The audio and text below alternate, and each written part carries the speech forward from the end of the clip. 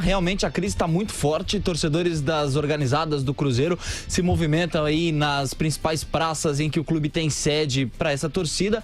E claro que não é diferente em Minas Gerais e em BH as coisas acontecem também e estão dramáticas. Antes de nós falarmos dos protestos, porém, o presidente do Cruzeiro, Wagner Pires de Sá, depois de muito tempo sem dar declarações oficiais, deu uma declaração nesta semana, ontem mais precisamente, em que ele fala sobre Rogério Ceni e a permanência do técnico do Cruzeiro.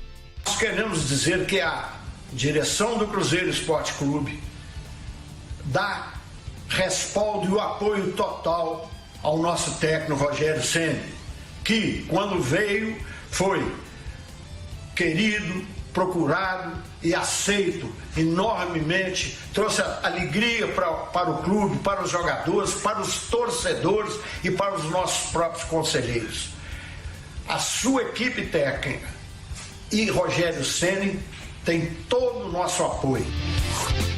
A parte da torcida também do Cruzeiro já se movimenta aí por realização de protestos no jogo de sábado contra o Palmeiras. Serão aí diversas praças, diversos países também aqui anuncia a torcida do Cruzeiro que vão estar envolvidos aí no dia do jogo, mais precisamente às 7 da noite. Esses protestos envolvem aí o pedido de renúncia do presidente, este que acabou de falar, Wagner Pires de Sá, o vice de futebol Itair Machado e o diretor-geral Serginho. Aliás, hoje já é o terceiro dia de protestos e ontem a torcida do Cruzeiro fez um protesto inusitado na porta do CT do clube. Nós temos a imagem para mostrar aqui no Camisa. Aliás, o torcedor do Cruzeiro tem feito esses protestos com faixas e uma delas levava a seguinte mensagem: Thiago Neves, Edilson, Egídio, Robinho, Henrique, Pedro Rocha, Ariel Cabral e Jadson sumam do Cruzeiro junto com essa diretoria que está levando o time para as páginas policiais, prêmios para vocês. E aí os torcedores colocaram 11 garrafas de cachaça que estão ali do lado de fora, do lado externo do CT do Cruzeiro. Márcio Spímpoli, ouvinte da Jovem Pan. Realmente é uma imagem forte, né? O torcedor continua protestando nessa fase difícil do Cruzeiro. Muito obrigado, Gabriel. Vai a casta dos caras que estão na noite. Quem for pego chumbando, foto, né? Que é um absurdo. Vou mandar tudo isso pros caras. Mas nessa hora não é a primeira vez que ocorre, né, Bruno? Não, essa operação pente fino aí na noite pra ver quem é que tá abusando ou não, quem é que tá indo pro brega. O que é ridículo. O cara faz o que ele quiser da vida dele. Esses caras estão no Cruzeiro há muito tempo. Se eles têm o hábito de ir pra noite, de beber, eles já faziam isso quando ganharam a Copa do Brasil ano passado e no retrasado. E o cara que cuida da vida dele, o torcedor quando não tá no estádio e o jogador quando não tá trabalhando, ele faz o que quiser. O cara não é polícia, não é nada, ele faz o que quiser e ninguém tá cometendo crime nenhum aí também. Então, isso aí é ridículo. E a direção do Cruzeiro, tem o discurso do presidente, mas a direção do Cruzeiro hoje não tem a menor condição de dar respaldo a ninguém, nem a ela mesma. Você falar isso agora porque o senhor vive um momento noiteiro também. É que o senhor faz o seu trabalho bem feito. Mas nem bebeu, mas o Cruzeiro não está fazendo. Não falei que o senhor bebe. Mas a noite é uma criança para o senhor ultimamente. Eu não bebo, mas eu sou totalmente a favor que o cara que quer beber, beba. Não tem nada a ver com a vida do outro. Não, Bruno, mas aí pode beber, mas você não pode resolver a chegar parada, chumbado no treino. Você não tem notícia nenhuma. Não, sem dúvida, mas você não render. Para isso que eles ganham. Você não render profissionalmente, aí é outro papo. Eu também concordo com isso. Você não tem que fiscalizar passo a passo do cara. Ganhava, então ele não bebe mais. Agora ele passou a beber esse ano. Mas aí isso vai acontecer, Bruno, é inevitável. Quando perde é assim negócio, mesmo, né? Cuide da sua vida, não da vida do outro. O senhor tá emendando a noite, tá vindo trabalhar direto aqui. Por que o senhor tá falando isso? E o Cruzeiro, Vanderlei, ele corre o risco de entrar na zona do rebaixamento, se o Fluminense ganhar do Corinthians no domingo, por exemplo. Verdade. Então olha o tamanho do pepino. E depois tem essa confusão interna ali, né? Que primeiro era a confusão dos dirigentes, era fora do campo, mas depois passou pro campo a salários atrasados e depois virou uma coisa treinador, jogador. A bagunça tá muito grande. Torcedor colocando cachaça lá para jogador, oferecendo cachaça pro cara pedir para ir embora. A situação do Cruzeiro é terrível. Ou seja, os caras vão ter que fechar com o Rogério para tentar um resultado. Então a gente não sabe o que vai acontecer nesse jogo. Que Cruzeiro o Palmeiras vai enfrentar no sábado? Mas tem eu não tenho ideia. Tem aquela história, né? Pior que tá, não pode ficar. E pensa o torcedor apaixonado do Cruzeiro. Então olhando o lado positivo, mas às vezes o pior pode ficar pior, sim. Eu sei. Mas teoricamente, sempre pior que pode. Tá, não vai ficar. Então agora é só subir. Igual o Rogério. O Rogério pegou o Cruzeiro na zona do rebaixamento. Ele já pegou na zona do rebaixamento. Qualquer coisa que ele fizer para melhorar um pouquinho, pronto, já está dando resultado do trabalho. O problema é você substituir o Jorge Jesus no Flamengo. Hoje é um pipinaço. É um pipinaço. A régua tá lá em cima. Tá lá em cima. Aí empatou com o Barcelona em forma. Tá caindo de produção.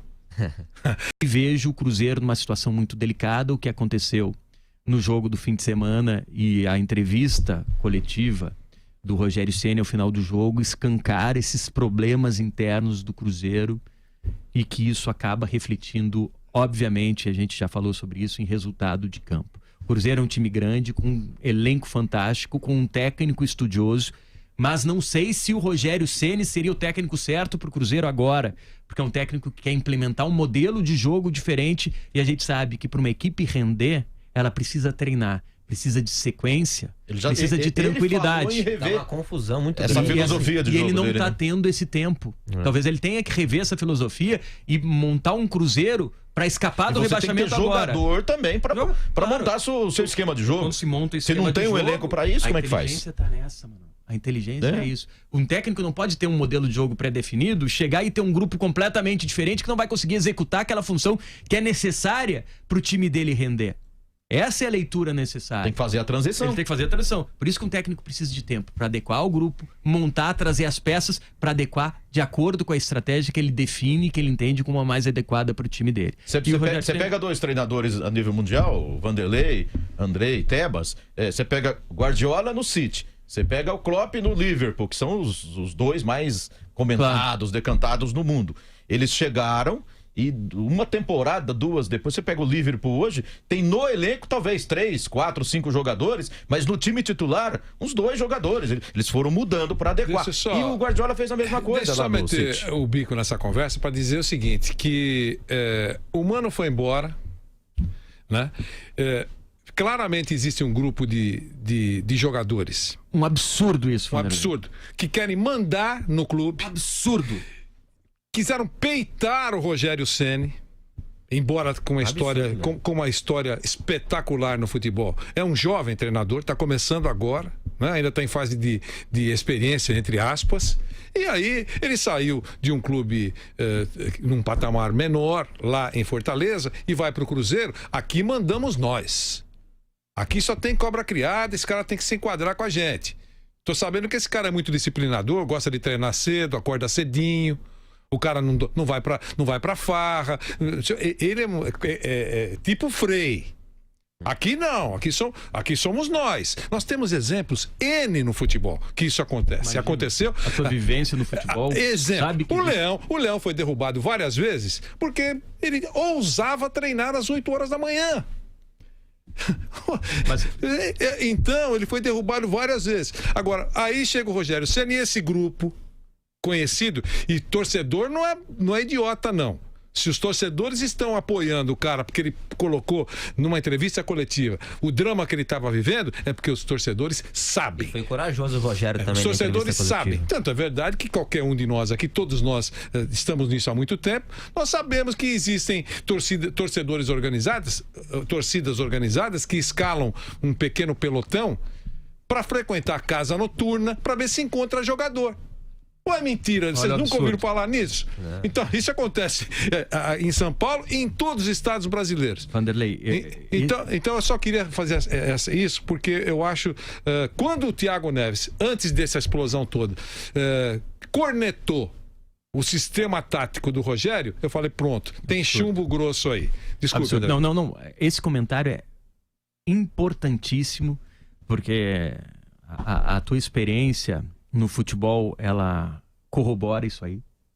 Ela traz algo que tem que ser condenado sempre no futebol. É um absurdo, porque clube nenhum pode ser refém de jogadores de futebol. Em absoluto. Por maior que seja a história dele, por maior que seja o talento dele, e o erro tá no diretor que permite isso. Sem dúvida. No diretor que permite isso. Por quê?